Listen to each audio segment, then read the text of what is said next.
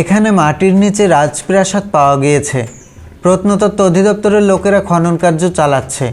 বন্ধুরা, দীর্ঘদিন video upload না দেওয়ার কারণে আমার পুরানো চ্যানেলটি ফ্রিজ হয়ে যায়। এজন্য বাধ্য হয়ে চ্যানেলটি ডিলিট করে দিয়েছি। এখন আগের পুরানো ভিডিওগুলো ধারাবাহিকভাবে এই চ্যানেলে আপলোড দিচ্ছি। আপনি দেখছেন এটিও একটি পুরানো ভিডিও। আপনার যদি পুরানো ভিডিও দেখতে ইচ্ছে হয় তাহলে দেখুন, আর যদি ইচ্ছে না হয় তাহলে দয়া করে স্কিপ করুন। ধন্যবাদ। ইটের ধরন ও চারপাশের ভৌগোলিক কাঠামো দেখে মনে হচ্ছে এটি আদি ঐতিহাসিক যুগের প্রত্নতত্ত্ব স্থান। বন্ধুরা, কথা বলছি নড়াইল সদর থানার হবখালী ইউনিয়নের নয়াবাড়ি গ্রাম থেকে। বন্ধুরা, আজ আমি আসছি নড়াইল সদরের হবখালী ইউনিয়নের নয়াবাড়ি গ্রামে। একটা পাতালভেদী রাজার রাজপ্রাসাদের সন্ধান পাওয়া গেছে, যেখানে মাটি খুঁড়ে সেই রাজপ্রাসাদ বের করা হচ্ছে। প্রত্নতত্ত্ব অধিদপ্তরের লোক আসছে এখানে। প্রায় সপ্তাহখানেক ধরে মাটি খোঁড়ার কাজ চলছে। মাটি খুঁড়ে বিভিন্ন জায়গায় সেই রাজপ্রাসাদের চিহ্ন পাওয়া যাচ্ছে। আমি আপনাদেরকে দেখাবো সেই পুরানো রাজপ্রাসাদ। এটা ব্রিটিশ আমলের না, তারও আগে। অনুমান করা হচ্ছে প্রায় সুলতানি আমলের। ওই সময়ই বাংলাদেশের দুইজন পাতালভেদী রাজা ছিল। তার একজন হচ্ছে নড়াইলে টালির মতো চিকন চিকন পাতলা ইটগুলো আপনাদেরকে দেখাবো। এছাড়া খুঁড়ে খুঁড়ে এ পর্যন্ত কী পেলো সেগুলো আপনাদেরকে দেখাবো। চলুন তাহলে দেখা যাক। traveling.com থেকে স্বাগত জানাচ্ছি, আমি বাবু উজ্জ্বল।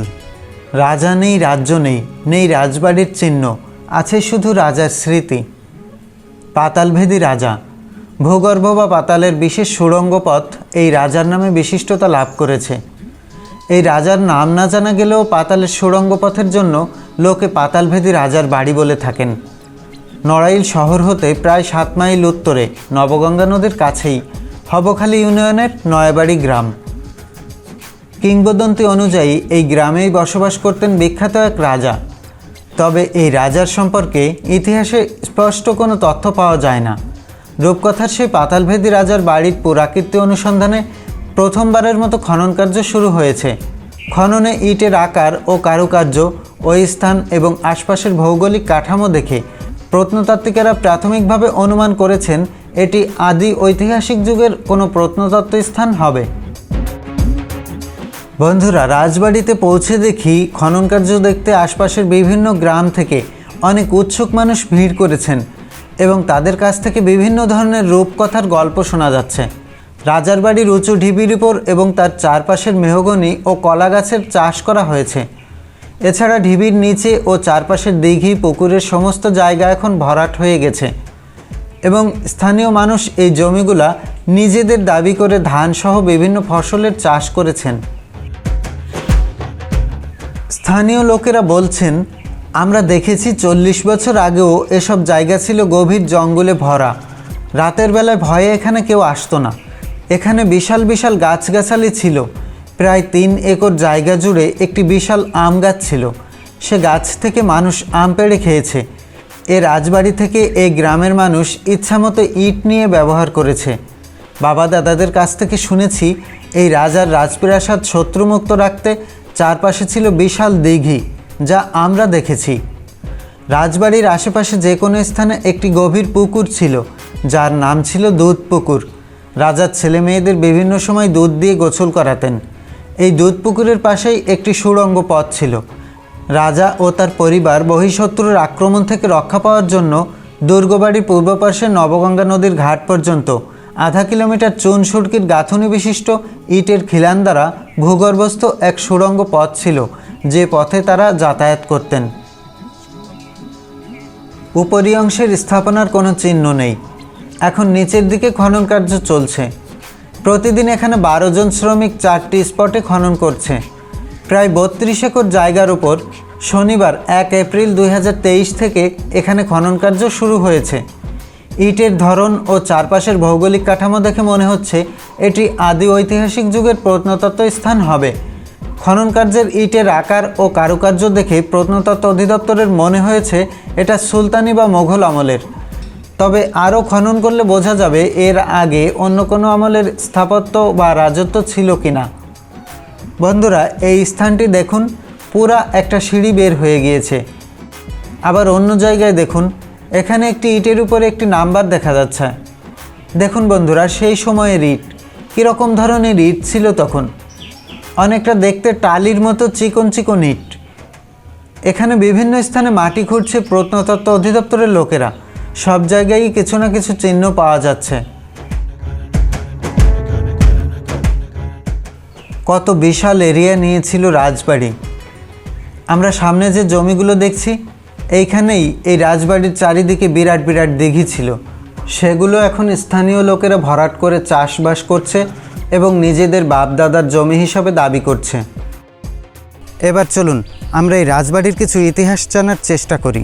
ভূতাত্ত্বিকদের মতানুসারে আনুমানিক 10 লক্ষ বছর পূর্বে গঙ্গা নদীর পলিমাটি দ্বারা যে গাঙ্গেয় বদ্বীপ সৃষ্টি হয়েছিল, সেই দ্বীপসমূহের অন্তর্গত এক ভূখণ্ডই হল বর্তমান নড়াইল জেলা। বন্ধুরা, অনেক ইতিহাস সমৃদ্ধ জেলা এই নড়াইল জেলা। 1948 সালের 1 মার্চ আনুষ্ঠানিকভাবে নড়াইলকে জেলা হিসেবে ঘোষণা দেওয়া হলেও অনেক সংগ্রাম, হরতাল, সমাবেশ ও অনশন ধর্মঘটের ফলশ্রুতিতে 1984 সালের 1 জুলাই নড়াইল পূর্ণাঙ্গ জেলা হিসেবে প্রতিষ্ঠা লাভ করে।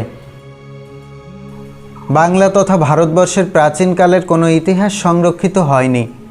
ইতিহাস সংগ্রহের চেষ্টা চলে ভারতবর্ষ মুসলমানদের দ্বারা পদানত হলে। তাই নড়াইল জেলার প্রাচীন শাসনতান্ত্রিক ইতিহাস আলোচনা করতে গিয়ে আমাদের অনুমানের উপর নির্ভরশীল হতে হবে।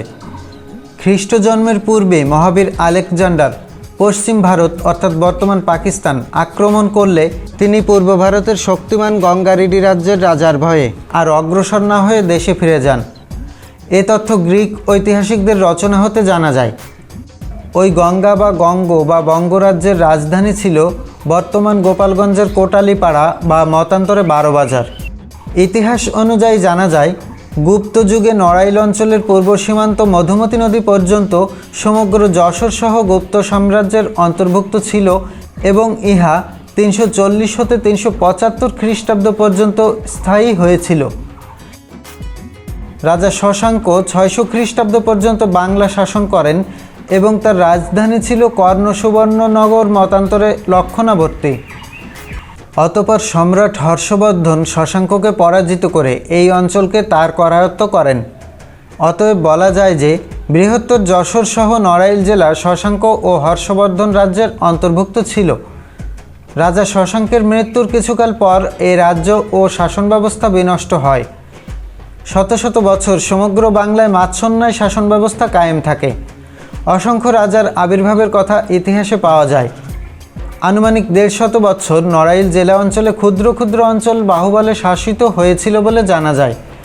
এ সময় 4-5টি গ্রাম নিয়েও একজন শাসকের উল্লেখ পাওয়া যায়।